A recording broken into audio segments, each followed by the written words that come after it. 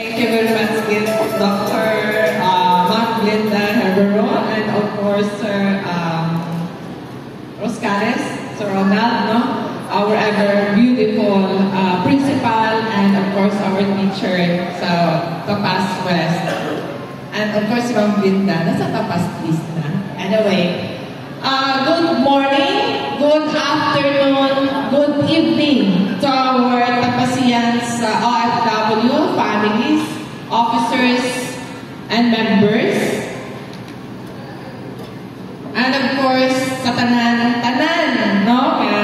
Makabati, tapas nun, kag of course abroad, mayong agagid. Sa aton, pinalangga na mayor, represented by the head of our Tapas Information Office, Sir Stephen Pendel. Sa aton pinalangga mayor, Honorable Roberto Nonong Palomar.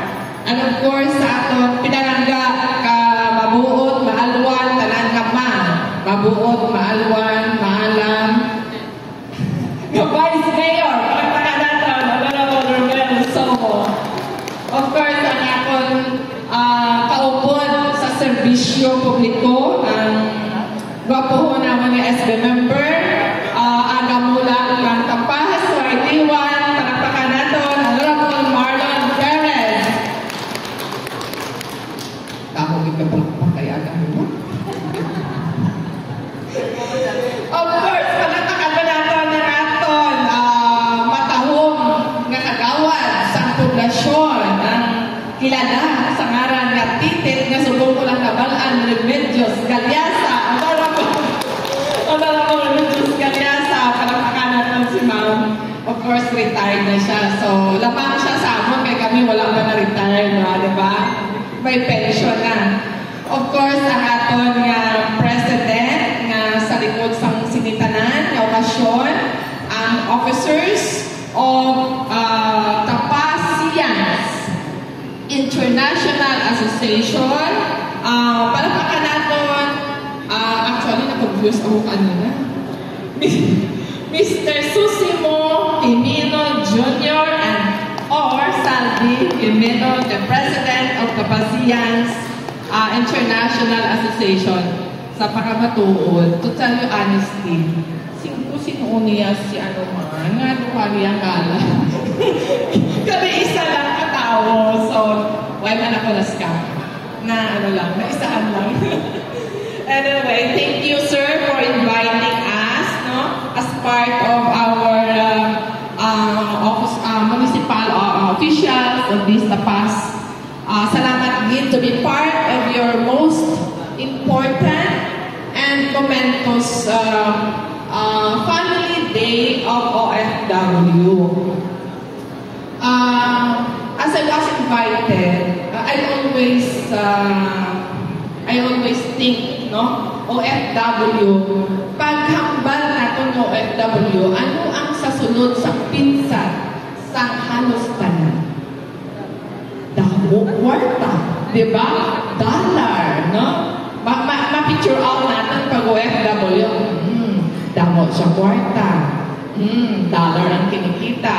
Tapos, sila permi ang na-scam. Hindi ba lang? Permi, pabatian ko, gin-scam, gin-logo. No, so, I really salute, no, mga OFWs. Bisan, ginahimo na sa inyo, you still, no, nag-survive kayo gihapon, na padayon gihapon ang inyong mapagbakas. Actually, may na-observe ako kay napag-abot ko. May nakita ako na may mission, vision ang kada country, no? So, it is, kumbaga, inspiring. Kaya kada country, subok lang ako ka-attend, no? May mga mission, at kanami sa inyong mga mission, kag mga vision sa kada country, no? Dami yung gamay lang, kaya hindi kitaon, pero pakita man sa balayo. So, to be a successful sa Hong Kong chapter, no, dabog sila dali, no? Panapakan natin na biyang Hong Kong chapter, no? Sila nila ang dabog, dili siguro. To be a successful community in one idea, great purpose, with unity and integrity. No? Ang mission to be able to support every family member with compassion. So, isa ka man namin nga mission, vision, no, sa aton nga mga Pilipino. That's why heroes and son heroes sa aton nga country kag sa aton nga family. Ngaman nga ang son.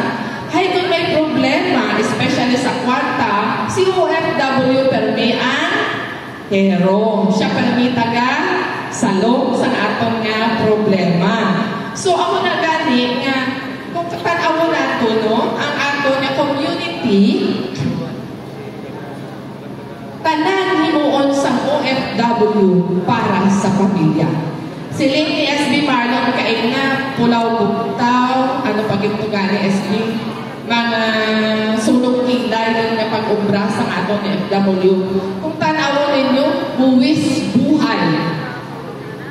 Hindi ba na? Kung kaisa, you risk your life para sa pamilya, para maihatag ka mo sa pamilya na nagadepend. So ako isa man ako ka-dependent ng OFW. So gani, handog ko man na mag-OFW, halin sa una. Pero why muro ako na swerte? Kaya naglakas na ako, kaya ako naglakas. So siguro hindi para nga nakon ang ina nga tawag sila nga opportunity. However, ang Diyos may plano para kanaton sa isa kag isa.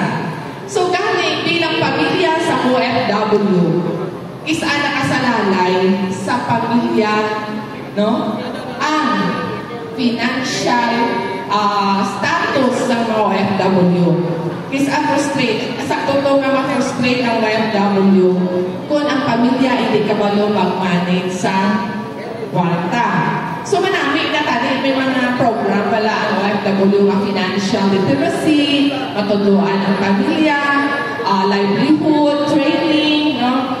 Sugo may ara kami nga balibay i-promote to imo nga native chicken, no? May ara kita nga native chicken sa nga training, seminar nga some of here no naka-attend man. So that is a start, no, sa aton nga pagbulig sa aton farmer as chairman sa agriculture, kag ako hands-on man sa agriculture. So because we are agricultural country, kag ang aton diri nga lugar kapas is rich in natural resources. Hindi na natin kinahanglan ng bakal sa lupa, kaya mo na yung lupa, libre pa. No? Ang bakas lang ang kinahanglan. So, gani sa mga ari diri nga pamilya, tagaan naton sa importansya ang kwarta. Bisan hindi man naghalin sa OFW. Ang kwarta ang ginahatag sa aton bilang estudyante, ang kapalit sina pagtuon sa maayo at pagtapos. No?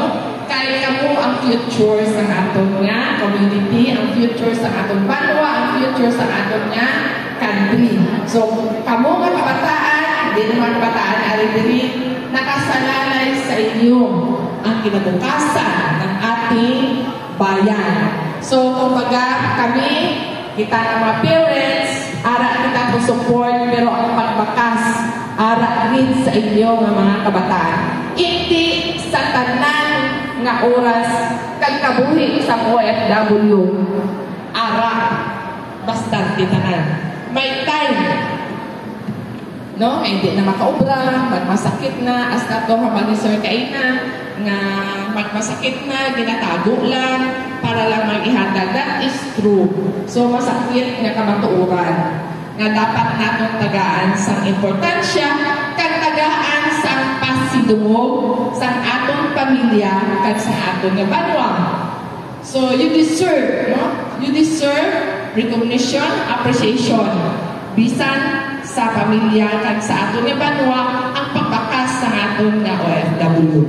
Gusto ko lang i-share ang ato na personal lesson. Kung nag-share si SB kay na sa lesson niya, may ara man ako i-share sa inyo before I will end my message kay do alas 12 na. I was once, no, sa Manila, nag-aobra, pareho man sa inyo. May isa ako kalandlady nga ina siya, a retired accountant and banker. At ina siya, kadamo sa iya property like condominiums and apartments sa Malibay, Pasay City. Siguro nakita kita na sa akon nga ako nagabayad sa renta, ako with personal. One time, may pamangkot di ako.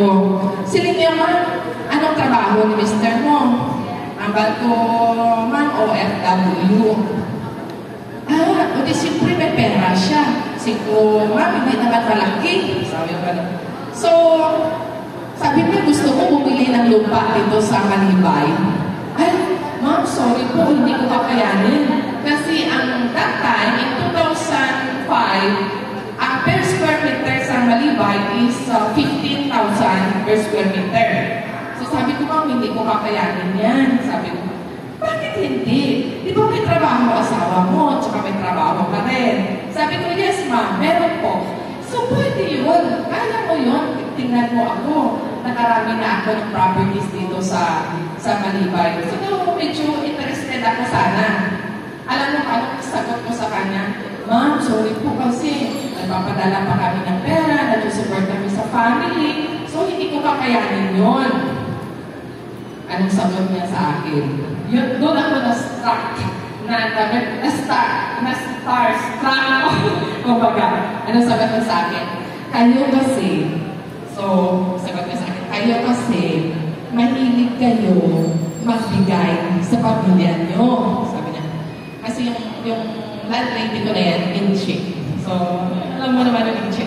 Kayo kasi mahilig magbigay sa pamilya nyo, kalwa-kanan, sabi niya. Kunti pa lang naman yung kita nyo.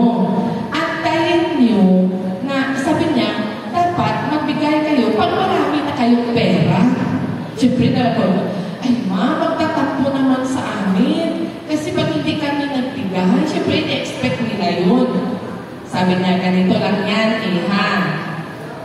Talagang magtatampo sila. Kasi hindi ka nagbigay, pero yung ibibigay mo, konti lang. Antayin mo, dumami na pera mo, tapos damihan mo rin yung bigay. Mawawala na yung tampo. Tama ba? So yun, ang na-learn ko sa kanya. So sabi niya, hindi, huwag kang mag-alala, nilipas lang yung tampo. Pag nagbigay ka ng malaki, mawawala yung tampo. Ganun po ba, ma'am? So, that time, hindi naman na yun ang sinunod ko. But of course, natuto na ako. So, you have to spare some money, hindi lahat. Para sa sarili mo, dahil pag ikaw ang nawala ng pera, saan ka pupunta? So, that inspires me, that time, siguro ng year 2005, hambal ko, tama, may punto si ma'am. Kaya nga siya, naging ganyan because, actually, inofferan niya ako. Sad to say, na nawala siya after a year.